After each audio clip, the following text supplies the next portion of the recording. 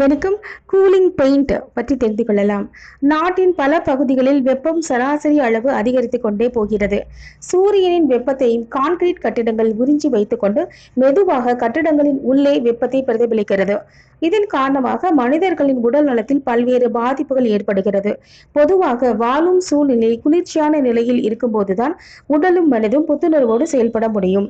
இன்றைக்கு கான்கிரீட் கட்டிடங்கள் கட்டும் பொழுது அதன் வெளிப்புற அழகிய தோற்றத்தை ஏற்படுத்த வண்ண பெயிண்ட்கள் பூசப்படுகிறது.